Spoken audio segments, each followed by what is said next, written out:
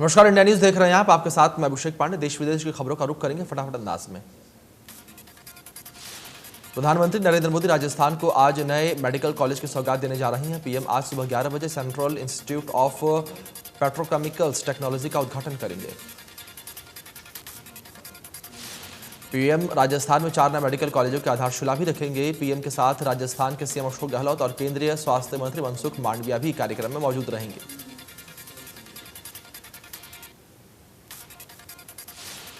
पंचकुला में कृषि प्रधान राज्य से स्पोर्ट्स हब बनने के बाद अब हरियाणा पसंदीदा पर्यटन केंद्र के रूप में भी जाना जाएगा। राज्य में पर्यटन को बढ़ावा देने के और पंचकुला को पर्यटन की दृष्टि से नया केंद्र बनाने की परिकल्पना के मद्देनजर तैयार किया गया। व्यापक योजना के तहत मुख्यमंत्री मनोहर लाल ने बुधवार को मोरनी के टिक्कर ताल में विभिन्न साहसिक खेल गतिविधियों जैसे कि पैरासेलिंग और पैरामोटर और जेट स्कूटर का उद्घाटन किया।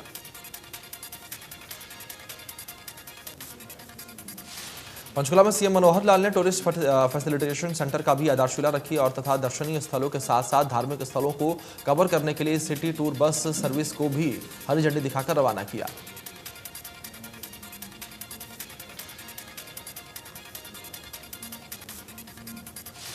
हरियाणा के उप मुख्यमंत्री दुष्यंत चौटाला ने अधिकारियों को स्वच्छ सर्वेक्षण को लेकर निर्देश भी दिए हैं कि प्रदेश के ग्रामीणों को स्वच्छता के प्रति जागरूक करें। डिप्टी सीएम ने कहा है कि राज्य को एक बार फिर से भारत के सबसे बड़े स्वच्छ सर्वेक्षण ग्रामीण 2021 के सर्वे में पूरे देश में टॉप पर लाने का प्रयास।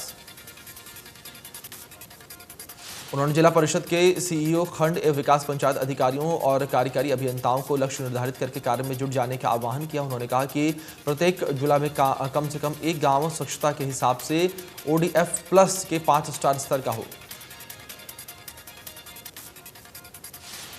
पटौदी विधायक ने सिकंदरपुर में इफ्को चौक की बस को हरी झंडी दिखाकर रवाना किया और काफी समय से ग्रामवासियों व सेक्टर वासियों की मांग थी।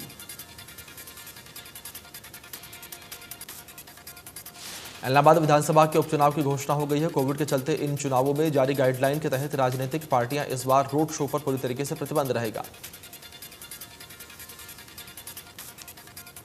चुनाव आयोग के आदेशों के अनुसार उपचुनाव के लिए मतदान 30 अक्टूबर को होगा और चुनाव का परिणाम 2 नवंबर को घोषित किया जाएगा। उपचुनाव की घोषणा के साथ ही जिला में तत्काल प्रभाव से आदर्श आचार संहिता लागू रहेगी। पंजाब में जारी सियासी संग्राम के बीच राज्य के पूर्व मुख्यमंत्री कैप्टन अमरिंदर सिंह बीजेपी नेता और केंद्रीय गृह मंत्री अमित शाह से मिलने उनके आवास पर पहुंचे।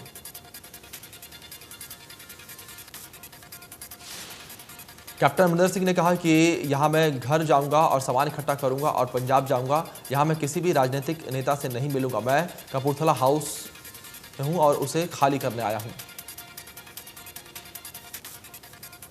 पंजाब के मुख्यमंत्री चरणजीत सिंह चन्नी ने कल प्रेस कॉन्फ्रेंस की। इस दौरान चरणजीत सिंह चन्नी ने कहा कि सिद्धू से बात की जाएगी, लेकिन वो आरोपों से बचते दिखे। चन्नी ने कहा कि नवजोत सिंह सिद्धू के आरोपों पर सवाल हुआ तब उन्होंने साफ किया कि नवजोत सिंह सिद्धू से बात जारी है। सरकार पार्टी की विचारधारा पर ही काम कर रही है। चरणजीत सिंह चन्नी ने कहा कि उनको फोन पर नवजोत सिंह सिद्धू ने बात की थी, वह उनसे मुलाकात करेंगे और जो भी बात होगी उस पर चर्चा करेंगे। रोहतक जिले में सितंबर माह में हुई बारिश से गांवों में बारिश के पानी के कारण हजारों एकड़ जलभराव हुआ है और बारिश ज्यादा होने से खेतों में 2 से 4 फीट तक पानी भरा हुआ है। किसानों के धान की फसल के साथ साथ अन्य फसलें भी खराब हो चुकी हैं, मगर किसान खेतों में बारिश के पानी की निकासी नहीं होने से परेशान है और कपास व गन्ना, ज्वार बाजरा तो खराब हुई। हरियाणा सरकार की तरफ से धान की खरीद 1 अक्टूबर से शुरू होने वाली है और किसान अपनी धान मंडी में लेकर पहुंचने लग गए हैं। मार्केट कमेटी की तरफ से साफ सफाई व बिजली की व्यवस्था कर ली गई है। मार्केट कमेटी का कहना है कि सभी पानी के फिल्टरों को साफ कर दिया गया है। बारिश के पानी की निकासी के लिए नालियां भी साफ कर दी गई हैं।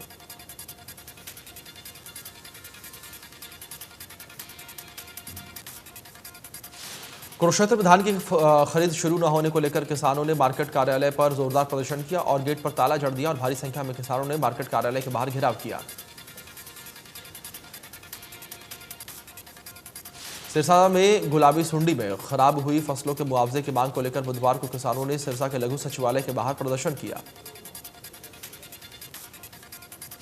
लघु सचिवालय के बाहर सैकड़ों की संख्या में किसान ट्रैक्टर लेकर पहुंचे और पुलिस ने किसानों को रोकने का प्रयास भी किया, लेकिन किसानों ने लघु सचिवालय के मेन गेट को धक्का मारकर लघु सचिवालय में किसान घुस गए।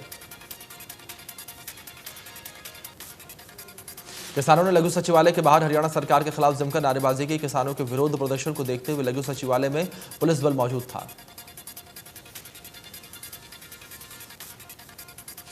अंबाला में श्रीमद् भगवत महापुराण सप्ताह ज्ञान यज्ञ का आयोजन किया गया और यज्ञ के समापन पर बुधवार को अंबाला की मेयर शक्ति रानी शर्मा ने यज्ञ में शिरकत की। इस दौरान हरियाणा जनचेतना पार्टी के सभी पार्षद मौजूद रहे और ज्ञान यज्ञ में भाई प्रेम सागर जी भारती के साथ कथा की और यज्ञ के दौरान श्रद्धालुओं में काफी उत्साह दिखा। देश में आजादी की 75वीं वर्षगांठ पर अमृत महोत्सव साइकिल रैली निकालकर शहीदों को याद किया जा रहा है। बुधवार को आईटीबीपी के जवान रोहतक के मानसरोवर पार्क में पहुंचे और शहीद स्थल पर शहीदों को श्रद्धांजलि दी। कार्यक्रम के मौके पर उपायुक्त महेंद्र पाल ने आईटीबीपी पैरामिलिट्री फोर्स के आईजी ईश्वर सिंह दुहन समेत सभी साइकिलिंग कर रहे जवानों को बुके देकर स्वागत किया। करनाल में आजादी के अमृत महोत्सव के उपलक्ष्य में भारत नेपाल एवं भारत भूटान सीमाओं के प्रहरी सशस्त्र सीमा बल भारत के अलग अलग हिस्सों में 10 साइकिल रैलियां निकाल रही है।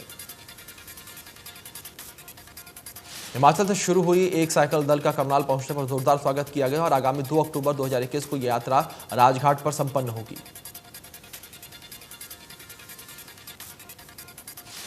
भिवानी में फिट फॉर फ्रीडम रन का आयोजन किया गया और मैराथन में बड़ी तादाद में युवाओं और महिलाओं ने हिस्सा लिया। केंद्रीय राज्य मंत्री राव इंद्रजीत सिंह गुरुग्राम पहुंचे। गुरुग्राम के फोर्टिस अस्पताल में वर्ल्ड हार्ट डे पर कार्यक्रम में उन्होंने शिरकत की। नवजोत सिंह सिद्धू के इस्तीफे पर बोले केंद्रीय मंत्री राव इंद्रजीत सिंह, पंजाब कांग्रेस का आपसी मामला है, इसमें हमें क्या लेना देना। करनाल में 3 दिवसीय all India civil services athletics प्रतियोगिता का आयोजन किया और देश भर के विभिन्न राज्यों के 650 महिला व पुरुष खिलाड़ी भाग ले रहे हैं। करनाल के कर्ण स्टेडियम में आयोजित सिविल सर्विस चैंपियनशिप में खिलाड़ियों के बीच दौड़ और लॉन्ग जंप, गोला फेंक के मुकाबले चल रहे हैं। प्रतियोगिता के नोडल अधिकारी मनदीप कुमार ने बताया है कि कामकाज के दौरान सरकारी अधिकारियों को वर्किंग स्ट्रेस से गुजरना पड़ता है। ऐसे में खेलों से स्ट्रेस आसानी से दूर किया जा सकता है। करनाल में शिक्षा विभाग की तरफ से जिला स्तरीय सांस्कृतिक प्रतियोगिता का आयोजन किया गया और 6 ब्लॉक के सरकारी स्कूलों से आई 54 टीमों ने हिस्सा लिया। हरियाणवी संस्कृति को प्रोत्साहित करने व भावी पीढ़ी तक पहुंचने के उद्देश्य से फोक डांस, रंगनी व लोक नृत्य के मुकाबले हुए। शिक्षा मंत्री कमलपाल गुर्जर डेंगू की चपेट में आ गई हैं। उन्हें आए दिन पहले बुखार की शिकायत हुई थी और शिक्षा मंत्री मोहाली के फोर्टिस अस्पताल में भर्ती किए गए। इस दौरान यमुनानगर के विधायक घनश्याम दास अरोड़ा, सीएमओ डॉक्टर विजय दहिया ने अस्पताल पहुंचकर शिक्षा मंत्री का हालचाल जाना। डेंगू के बढ़ते प्रकोप को देखते हुए नागरिक अस्पताल प्रशासन ने गायनी वार्ड के प्रत्येक बेड पर मच्छरदानी लगाने का फैसला किया। गायनी वार्ड के बेड के हिसाब से मच्छरदानी खरीदी जाएंगी और डिलीवरी होने के बाद महिलाओं की रोग प्रतिरोधक क्षमता कमजोर हो जाती है। फरीदाबाद में डेंगू के अभी तक 104 मरीज मिल चुके हैं, जिनमें से 3 मरीज सरकारी अस्पताल में भर्ती हैं और लगभग 15 मरीज प्राइवेट अस्पतालों में एडमिट है, जिनका इलाज जारी है। सिविल अस्पताल के सीएमओ ने कहा है कि लोग वायरल फीवर को देखकर घबराएं नहीं, बल्कि इसकी जांच कराएं। सीएमओ ने बताया कि लोग सावधानी बरतें और अपने आसपास पानी जमा न होने दें। पूरे जिले में अलग अलग जोन में टीमें बनाई गई हैं जो धरातल पर काम कर रही हैं और साथ साथ फॉगिंग भी करवाई जा रही है। वहीं देश में पिछले 24 घंटों में कोरोना वायरस के 23,137 नए मामले सामने आए। 28,671 मरीजों की रिकवरी हुई। 309 मरीजों ने दम तोड़ दिया। दिल्ली में 24 घंटे में कोरोना के 41 नए केस मिले हैं। एक दिन में 22 मरीजों की रिकवरी हुई है। दिल्ली में 392 एक्टिव केस मौजूद। प्रदेश में कम हो रहा है कोरोना। पिछले 24 घंटे में 16 नए मामलों की पुष्टि। एक दिन में 15 मरीजों की रिकवरी। प्रदेश में 278 एक्टिव केस मौजूद। गुरुग्राम के सेक्टर 9 में महर्षि दयानंद यूनिवर्सिटी के कॉलेजों में ओपन काउंसलिंग शुरू हो गई और कोविड काल में लंबे समय के बाद काउंसलिंग शुरू हुई। ओपन काउंसलिंग के दौरान मास्क अनिवार्य है, बिना मास्क ओपन काउंसलिंग का हिस्सा नहीं बन सकेंगे। धर्मनगर कुरुक्षेत्र में दबंगों के हौसले बुलंद हैं। आमजन की बात छोड़िए, पुलिसकर्मियों के परिजन भी सुरक्षित नहीं हैं। धर्मनगर कुरुक्षेत्र में दबंगों के हौसले इस कदर बुलंद है कि उन्हें ना कानून का खौफ है, ना ही पुलिस का भय। गत 21 सितंबर को दबंगों ने डायल 112 गाड़ी को निशाना बनाकर गाड़ी तोड़ दी। इंदिरा के गांव चोरपुरा में एक महिला का अपहरण होने का मामला सामने आया है। पुलिस ने महिला के पति की शिकायत पर केस दर्ज कर जांच पड़ताल शुरू की। जानकारी के अनुसार रामजीत कौर सुबह 5 बजे अपने पति नवीन के साथ रोजाना की तरह पशुओं को घास डालने गई थी और पशुओं को घास खिलाने के बाद जब राजवीत गोबर से भरे तसले को बाड़े में फेंकने गई तो वह काफी देर तक नहीं लौटी। दिल्ली जयपुर हाईवे स्थित खिड़की दौला टोल प्लाजा पर बुधवार सुबह पुलिस कर्मियों की मनमानी का मामला सामने आया है। टोल प्रबंधन के अनुसार निजी गाड़ियों से पुलिस कर्मी पहुंचे। पुलिसकर्मियों से जब टोल टैक्स मांगा गया तो उन्होंने पुलिस को टोल में छूट देने की बात कहते हुए टोल देने से मना कर दिया। टोल प्रबंधन का आरोप है कि टोल टैक्स से दिए बिना उन्हें आगे नहीं जाने दिया गया तो पुलिसकर्मियों ने टोल प्लाजा पर हंगामा शुरू कर दिया।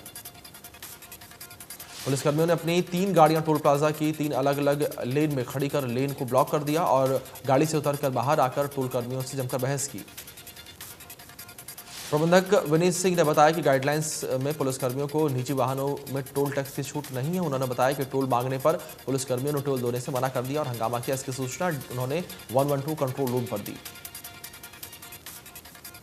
सोनीपत में रोड के बदतर हालात को दर्शाने के लिए युवक ने अनोखे ढंग से प्रदर्शन किया और गांधी चौक के नजदीक सेक्टर 14 की सड़क के गड्ढे में बैठकर प्रदर्शन किया। नारनौल बिजली विभाग में कार्यरत जेई यूनियन ने 9वें दिन भी एसआई कार्यालय में अपना धरना जारी रखा और सरकार विरोधी तथा बिजली विभाग के नारनौल एक्साइन के खिलाफ जमकर नारेबाजी की। बुधवार को इस धरने के एचएसडीसी डिप्लोमा यूनियन के प्रदेश अध्यक्ष सुमित कुमार ने कर्मचारियों के समर्थन में धरना दिया और धरने के दौरान सुमित कुमार ने नारनौल बिजली विभाग के एक्साइन को लेकर कहा कि उन्होंने जानबूझकर विभाग में कार्यरत सभी जेई को परेशान किया। फरीदाबाद में तोड़फोड़ पर सुप्रीम कोर्ट ने रोक लगा दी है। फरीदाबाद रेलवे की जमीन पर बसी 40 झुग्गियां तोड़ी जा रही हैं। तोड़फोड़ के मामले को लेकर आज सुप्रीम कोर्ट में सुनवाई होगी और तोड़फोड़ पर पंजाब हरियाणा हाई कोर्ट ने स्टे लगा रखा है। तोड़फोड़ से पहले कॉलोनी वासियों ने भी जमकर नारेबाजी की। कॉलोनी वासियों ने विरोध के चलते पुलिस बल तैनात किया गया। अम्बाला शहर नगर निगम के क्वार्टरों पर सालों से रिटायर्ड या ट्रांसफर हो चुके कर्मचारियों का कब्जा था, जिस पर अब निगम की नींद खुल गई है और निगम की टीम ने 7 में से 3 क्वार्टरों को खाली करवा लिया है। 2 बाकी 2 दिन में खाली करवा लिए जाएंगे। सोनीपत में शिक्षा अधिकारी के कार्यालय पर सीएम फ्लाइंग टीम ने छापेमारी की। इस दौरान हाजिरी रजिस्टर को चेक किया गया। स्कूल में स्टाफ के नहीं पहुंचने पर की शिकायतें मिल रही थी। कई टीचर्स और प्रिंसिपल पर गाज गिर सकती है। सोनीपत में शिक्षा विभाग कार्यालय पर कर्मचारियों के समय पर न आने को लेकर लगातार शिकायतें मिल रही हैं और इसी को लेकर सोनीपत से शिक्षा विभाग कार्यालय पर सीएम फ्लाइंग की रेड की। सरकारी कार्यालय में कर्मचारियों के समय पर न पहुंचने को लेकर 9 बजे करीबन 50% स्टाफ गैरहाजिर रहा। भिवानी में सीएम फ्लाइंग एक बार फिर एक्शन मोड में नजर आई और सीएम फ्लाइंग ने कई जिलों में एक साथ जिला शिक्षा अधिकारी के कार्यालय में दबिश दी। महम में एनजीओ के नाम पर लोगों से ठगी की गई है और महम कस्बे सहित कई गांवों में आरोपियों ने 1100 रुपए की पर्ची काटी और घरों में होम सेंटर ब्यूटी पार्लर खुलवाने की बात कही। फ्रॉड का शक होने पर फरमान गांव से 2 आरोपी युवती पकड़ी गई हैं और दोनों आरोपी युवतियों को पीड़ितों ने पकड़कर पुलिस के हवाले किया। फरीदाबाद में पेट्रोल पंप पर ग्राहक और कर्मचारियों ने सिर्फ 1 रुपए को लेकर मारपीट की। बकाया 1 रुपए को लेकर दोनों पक्षों में कहासुनी हो गई। इस दौरान दोनों पक्षों ने पुलिस को शिकायत दी। फिलहाल पुलिस पेट्रोल पंप पर लगे सीसीटीवी कैमरों को खंगालने में जुटी हुई है। गुरुग्राम के फरूखनगर कस्बे में वुशु खेल के खिलाड़ियों के लिए पिछले 6 महीने से कोच की सुविधा नहीं होने से खिलाड़ी प्रैक्टिस नहीं कर पा रहे हैं। वुशु खिलाड़ियों के लिए न तो पर्याप्त खेल ग्राउंड है और न ही खेल उपकरण है। गुरुग्राम में जल्द होगी अवैध निर्माणों पर कार्रवाई। नगर निगम कमिश्नर ने अवैध इमारतों को तोड़फोड़ करने के आदेश दिए। नगर निगम कमिश्नर का कहना है कि शहर भर में अवैध निर्माण पर जल्द शिकंजा कसा जाएगा। निगम कमिश्नर का कहना है कि शहर में 700 से ज्यादा अवैध निर्माणों की पहचान हो चुकी है और Krishna colony, new colony, Shivpuri, model town इलाके में अवैध निर्माण लगातार जारी है। बल्लभगढ़ में हरियाणा के पुराने और अच्छे शहर में फरीदाबाद के बल्लभगढ़ का भी नाम है, लेकिन बल्लभगढ़ शहर के एंट्री पॉइंट पर भारी जाम देखने को मिलता है। लोगों का कहना है कि कहीं पर भी इनको ऑटो ब्रेक मार देता है और कहीं भी सड़क पर अपनी सवारियां बिठाने के लिए यह ऑटो खड़े हो जाते हैं। गुरुग्राम पूर्व मंत्री कैप्टन अजय सिंह यादव ने कहा है कि नीमका गांव में बोरवेल के कुएं में गैस की वजह से एक दूसरे को बचाने के चक्कर में जिन 4 लोगों की जान चली गई वह किसान के बेटे थे। अजय सिंह यादव ने कहा है कि अभी तक सरकार ने उन परिवारों की कोई आर्थिक मदद नहीं की है। इन परिवारों के प्रति संवेदना व्यक्त करने के लिए नीमका गांव आए थे। कैप्टन अजय सिंह यादव ने कहा है कि मरने वाले जमशीद के 4 लड़कियां और 1 लड़का सहित कुल 5 बच्चे हैं। परिवार में कोई कमाने वाला नहीं है। चरखी दादरी जिले के गांव आदमपुर दाढ़ी 17 साल की लड़की नाबालिग कबड्डी खिलाड़ी का शव मिला है और शव को रोड पर रखकर जाम लगाया गया। परिजनों ने पुलिस पर आरोप लगाया है कि पुलिस इस केस को लेकर कार्रवाई नहीं कर रही है। 27 तारीख को लापता थी लड़की और पुलिस ने शिकायत की। बल्लभगढ़ में नकाबपोश बदमाशों ने व्यापारी से लाखों की लूट की वारदात को अंजाम दिया। बदमाश 3 लाख से ज्यादा लूटकर फरार हो गए। बदमाशों ने खुद को घिरता हुआ देखकर व्यापारी पर फायरिंग कर दी। इस दौरान व्यापारी और एक व्यक्ति को गोली लग गई। पलवल के शहर थाना क्षेत्र में बाइक सवार 2 नकाबपोश बदमाशों ने तमंचे के बल पर दुकानदार से हजारों की नकदी और ज्वेलरी लूट ली और मौके से फरार हो गए। पुलिस मौके पर पहुंची और मामले की जांच में जुट गई है। पुलिस घटनास्थल के आसपास के लगे सीसीटीवी कैमरों को खंगाल रही है। पलवल के औरंगाबाद गांव के एक ही परिवार के 5 लोगों के आत्महत्या करने वाले मामले सामने आया है। पति पत्नी और 3 बच्चों ने एक साथ खुदकुशी कर ली। इस दौरान पति पत्नी और 2 लड़कियों ने जहरीला पदार्थ पी लिया और लड़के ने फांसी लगाकर आत्महत्या कर ली। 5 लोगों की आत्महत्या के कारणों का खुलासा नहीं हुआ है। पुलिस ने मौके पर मुआयना करके जांच पड़ताल शुरू की। गोहना में एक बार फिर तेज रफ्तार का कहर देखने को मिला है। गोहना खानपुर रोड पर गांव गामड़ी के पास 2 बाइकों के आमने सामने की टक्कर हो गई। हादसे में बाइक सवार युवक के मौके पर ही मौत हो गई और हादसे में 2 युवक घायल हो गए। दोनों घायल युवकों को इलाज के लिए खानपुर महिला मेडिकल में दाखिल करवाया गया। सरकारी तेल कंपनियों की ओर से आज फिर पेट्रोल डीजल के दामों में बढ़ोतरी की गई है और डीजल के दाम में 30 से 31 पैसे की बढ़ोतरी हुई है और पेट्रोल के दाम में 24 से 25 पैसे प्रति लीटर की बढ़ोतरी हुई। दिल्ली में पेट्रोल का दाम 101 रुपये 64 पैसे प्रति लीटर है, जबकि डीजल 89 रुपये 87 पैसे प्रति लीटर।